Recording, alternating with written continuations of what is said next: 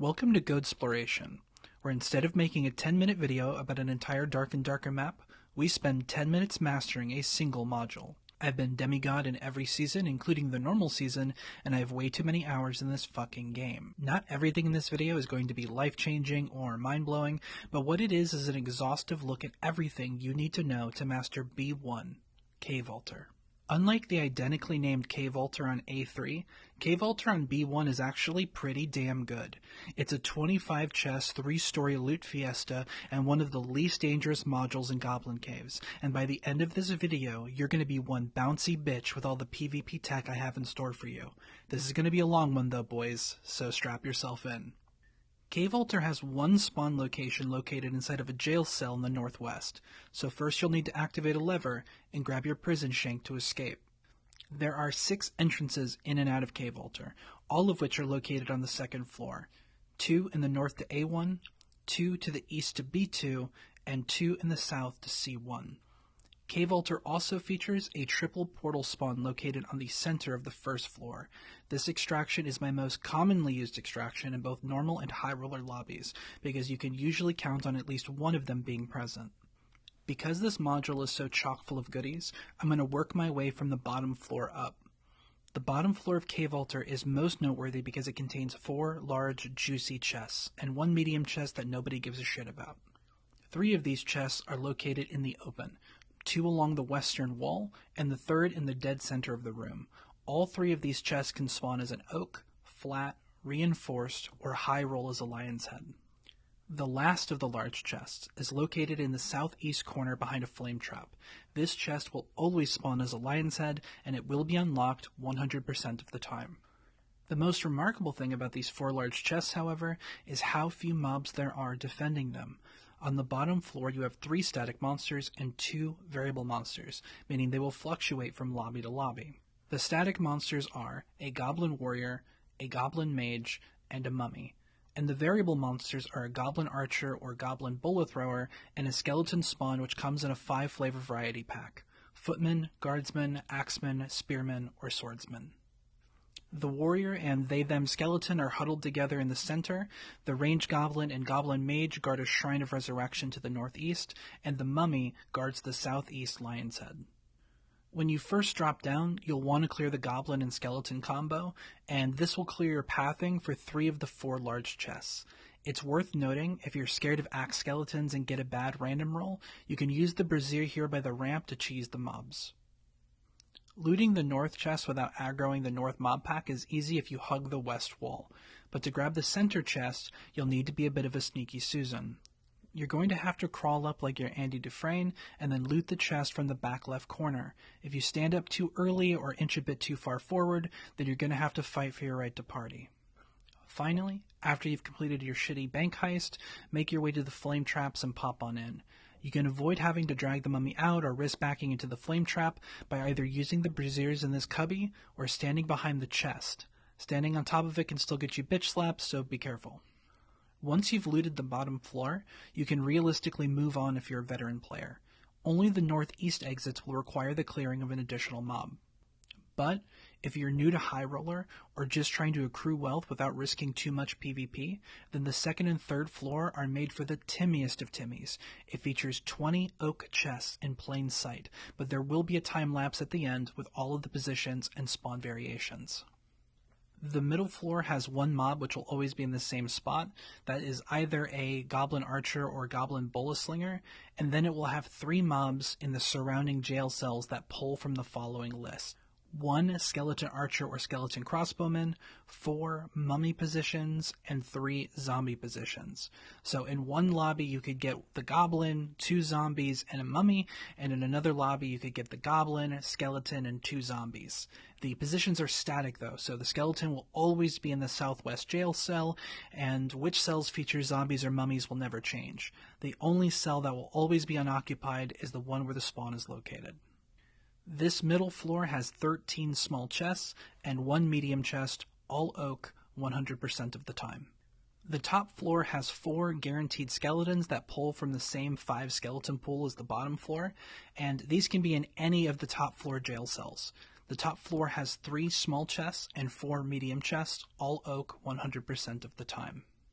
All the jail cells in the top and middle floors are controlled by levers, but they only affect the floor you're on and only the side of the room that you're on. So if you activate a lever on the middle floor left side, then all the middle floor left side gates will open. Each cell contains its own lever, and there are 2 sets of external levers on each side of each floor. One is always in the dead center, and the second is on either the north or south end. It's worth noting that you can kill the monsters inside these gates without opening them, and for many of the chests that aren't in the center grates, you can loot them through the wall without needing to expose yourself to danger or make a ton of noise. Be careful, however, as they can gas and hit you as well through the wall, and it's also possible to parry these mobs through the gate for PvP purposes. Lastly, another remarkable thing about Cave Altar is the sheer number of fucking boxes that are in this module. B1 is the premium fantasy destination if you're a fucking Cenobite or Solid Snake, but mainly if you're on the Crate Chaos quest, because B1 has 17 fucking crates! That's essentially enough boxes to complete the quest in a single lobby. Cave Altar is a goddamn Amazon warehouse waiting to be looted. It also has 7 barrels and is the first module in the series to have 0 loose treasures. Alright, now for all the Patrick Batemans out there, let's talk murder and executions. There are 8 count them 8 PvP techs in this module, but you'll probably only use about 5 of them. Starting on the bottom floor, there is a weird stone head against the wall. You can jump from the rocks onto the nearby brazier and nestle yourself into the corner.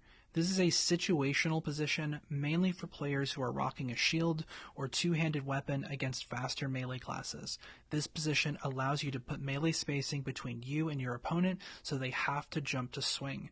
This is perfect against anybody using a dagger or a falchion because gravity will stop them from fully utilizing their swing time and action economy, allowing you to win melee trades as a heavier class.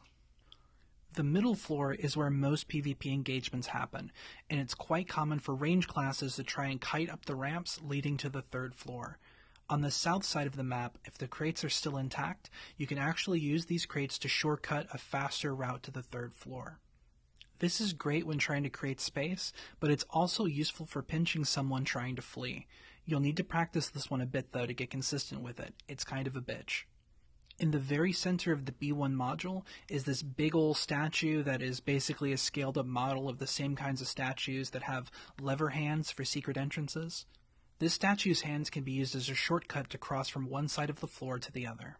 It's easier to cross from the west side to the east side by jumping on the hands because the western hand is higher up, but it's actually possible to make these jumps going from east to west even in heavier gear. That being said, if you're trying to make this jump during a PvP engagement, I'd play it safe when going from the east to the west and jump on the statue's head second. It's much more consistent.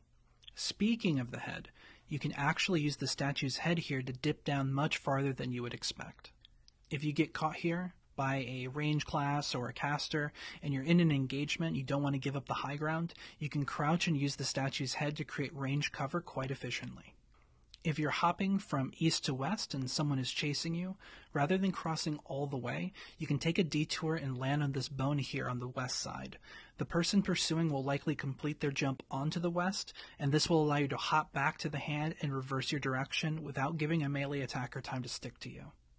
It's worth noting that if you stay on this bone, it can be reached by hugging the nearby wall, so this spot is only really useful as a temporary resting point to get your bearings and juke your opponent. Now, if you travel all the way to the west side of the 2nd floor, you'll notice that the walkway is locked in by this extensive wall. So if you're playing in duos and trios, an effective strategy against a faster character might be to split the team's direction to try and trap somebody in this space where they have no choice but to face check a barbarian or a fighter.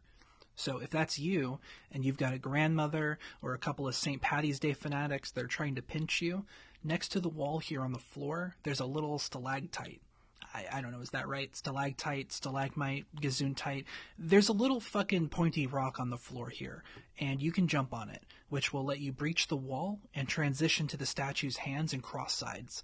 Don't let them touch you. Make MC Hammer proud. On the 3rd floor, there is one jump you can make with this big old rock in the center. You have to really trust yourself and really send it, and you can make it very consistently. This will catch most players off guard if they try and pursue, because if they try and follow, they'll probably assume they can land on the first part of the structure, which will cause them to do a MacGruber fall all the way to the bottom. Once you are in this position, do not try and transition from here to the statue. You're going to wind up eating shit. With a little bit of practice, though, you can actually intentionally use the slant of this to transition you to the second story bone. This is big dick tech, though, alright? No girls allowed. This is sweaty, no shower, 1 in a million tech, but it is a thing you can do. Finally, because there are internal levers in all of the jail cells, but external levers only in the center of the modules and at single points on each side, it's surprisingly an effective strategy to intentionally lock yourself in a jail cell if you know the opponent doesn't have a great ranged or pokey option. It's faster to shut the gate than to open the gate, so even if you close yourself in on the center, there's enough time to get a drink in, so like a health pod or a shield pod. If you close yourself in on one side and make them cross the room to open the gates again, there's enough time to bandage twice and hug the gate to create distance and reset. Very Wile E. Coyote gameplay here. Intentionally getting locked up is not just a strategy for the homeless in the winter, okay? You too can be a rat fuck. Just be careful not to get yourself trapped in a cell with a bear druid. He's going to turn your ass into a picnic basket. All in all, B1 Cave Altar is going to get a final grade of S. This module is fucking incredible.